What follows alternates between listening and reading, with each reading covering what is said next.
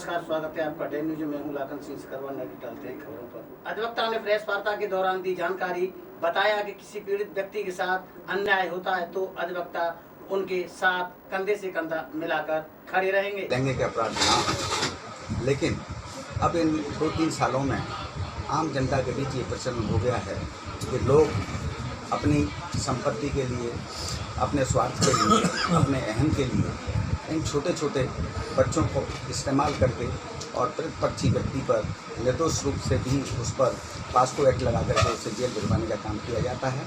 और व्यक्ति जब जेल चला जाता है निर्दोष रूप में तो वो असहाय हो जाता है और उसके मिलने वाले और रिश्तेदार तब ये आकर के कहते हैं कि भाई इसका जो है समाधान निकाला जाए। तो प्रतिपक्षी जो होता है वह कहता है या तो हमको ये प्लॉट दे दो, या हमको 5 लाख रुपए दे दो, या हमको ये चीज़ दे दो। तो आदमी न चाहते हुए भी मजबूरी में अपनी जान बचाने के लिए, उसके से निकलने के लिए वह अपनी ज़मीन देता है, धन देता है और उसका दुरुपयोग करके बड़ी पीड़ा होती है। उसी प्रकार से आज बहुत सी ऐसी समस्याएं हैं, चाहे एजुकेशन के मामला को लेकर हो, चाहे ये मेडिकल के मामले को लेकर के हो, हम लोग अपने अपने उत्तरदायित्व का निर्वाह नहीं कर पा रहे हैं। और हमारा मीडिया कर्मी अगर इस चौथा हमारे इस देश में नहीं होता तो आज हमारा देश लोकतंत्र विहीन हो जाता और अराजकता का माहौल उत्पन्न हो जाता। आज भी हर में, चाहे अधिवक्ता समाज हो, चाहे डॉक्टर समाज हो, चाहे मीडिया कर्मी हो, हर समाज में 2-2 तरह के लोग हुए हैं, एक अच्छी भावना वाले, एक मानवीय भावना वाले और एक दुर्भावना वाले। इसलिए आज मैं आप सभी को धन्यवाद देना चाहूँगा कि आज हम अपनी आवाज़ बुलंद करना चाहते हैं और हम लोगों ने, हमारे राजपूत एडवोकेट एसोसिएट ने तय किया है कि गौरव सिंह राजपूत जो एक युवा अधिवक्ता थे, आगरा में बहुत कम उम्र में जो है उनकी डेथ हो गई, 33 साल की उम्र में डेथ होने के बाद में, और वो सक्रिय रूप से इस वकालत के प्रोफेशन को अंजाम दे रहे थे, वादकारियों के साथ अच्छा व्यवहार कर रहे थे, लेकिन ईश्वर ने उन्हें अल्प आयु में ही ले लिया।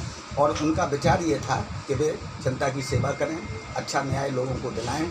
इसलिए हमारे राजपूत एडवोकेट एसोसिएट ने उनके नाम से गौरव सिंह राजपूत एडवोकेट स्मारक समिति वास्ते निःशुल्क कानूनी सलाह एवं सहायता के अब हमने अपनी टीम बनाई है। हमारे एस चौहान साहब, भागीरथ वर्मा जी, कैप्टन लक्ष्मी नारायण जी, मुकेश राजपूत जी, और फैमिली कोर्ट, एक्सीडेंट क्लेम वगैरह जितने भी मामले आते हैं हम निःशुल्क जो है गरीबों और बेसहाराओं की जो है निःशुल्क सेवा करेंगे और अपनी आवाज़ उठाएंगे कि कहीं अन्याय न्यायपालिका में ना हो, कहीं अन्याय शिक्षा विभाग में नहीं हो, कहीं अन्याय जो है प्रशासन में ना हो। इसलिए आज एक बहुत बड़ी विडंबना मैं आपको बताना चाहूँगा। इसलिए हमारा गौरव सिंह राजपूत एडवोकेट स्मारक केंद्र इसलिए भी हुआ है कि गवर्नमेंट का ये आदि वास्ते निःशुल्क कानूनी सलाह एवं सहायता केंद्र अब हमने अपनी टीम बनाई है। हमारे एस चौहान साहब, भागीरथ वर्मा जी, कैप्टन लक्ष्मी नारायण जी, मुकेश राजपूत जी, और फैमिली कोर्ट, एक्सीडेंट क्लेम वगैरह जितने भी मामले आते हैं हम निःशुल्क जो है गरीबों और बेसहाराओं की जो है निःशुल्क सेवा करेंगे और अपनी आवाज़ उठाएंगे कि कहीं अन्याय न्यायपालिका में ना हो, कहीं अन्याय शिक्षा विभाग में नहीं हो, कहीं अन्याय जो है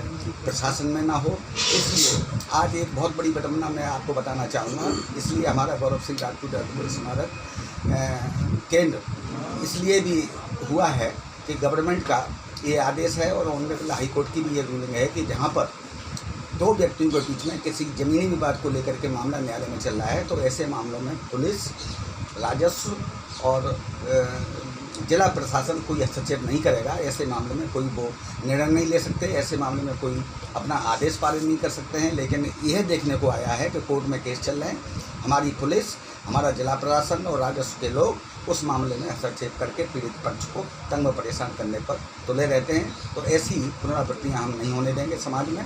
इसलिए आज हम लोगों ने संकल्प लिया है कि हम अपने इस परिषद के जरिए जो है लोगों की सेवा करेंगे और गरीब लोगों की सहायता करेंगे। एक और मैं आपको कहना चाहूँगा, बड़ी विडंबना है, विगत 2 माह से पारस हॉस्पिटल का जनता के बीच में ये संदेश जा रहा है कि वहाँ पर अनेकों लाशें मिली, अनेकों मरीज मिले, अनेकों ठगी हुई। लेकिन जब हमारे एसोसिएशन ने गहराई से पता किया तो पता ये चला कि उस लहर में डॉक्टर जो मालिक हैं वहाँ के रंजय जैन पारस हॉस्पिटल के, उनके जो प्रतिद्वंदी थे, ये सब उनका भी तो हाथ हो सकता है। प्रशासन को इस लाइन पर भी एक्शन लेना चाहिए था। और कुछ लोग जो उनसे असंतुष्ट थे उन लोगों ने भी अफवाह फैलाई। तो हम ऐसे मामलों में भी सद्भावनापूर्वक एक अपनी कमेटी बना करके ऐसा देखा जाएगा और देखेंगे कि कहीं वास्तव में सच्चाई है या कोई बिना सच्चाई के इस तरह की कार्रवाई की जा रही है। ऐसी कार्रवाइयों को भी हम लोग अपने एसोसिएशन के माध्यम से देखेंगे। और बेसिकली हमारी लड़ाई है फाइट फॉर जस्टिस। हम न्याय की लड़ाई लड़ेंगे, चाहे वो फारस हॉस्पिटल का मामला हो। अगर फारस हॉस्पिटल को लोग अनवांटेड तरीके से हाईलाइट करेंगे तो हम तो न्याय की लड़ाई उनके लिए भी लड़ेंगे। हमारे संकल्प नहीं है कि हम साहब के कोई अगर उनकी गलती नहीं है तो उनके खिलाफ मामले को उठाए। हम हर एक के लिए न्याय की लड़ाई लड़ना चाहते हैं और ये संदेश देना चाहते हैं गौरव सिंह राजपूत की स्मृति में कि हमारा चैम्बर ऐसे लोगों के भी मुकदमे लड़ने के लिए हमेशा तैयार रहेगा जो गरीब है, असहाय है। किसी के साथ कितना ही बड़ा आदमी, कितना ही पैसे वाला आदमी हो, अगर उसके साथ इंजस्टिस है तो उसके साथ भी हम लड़ने को तैयार। हम उसकी लड़ाई भी लड़ेंगे। पारस हॉस्पिटल की भूमिका क्या लगती है आपको?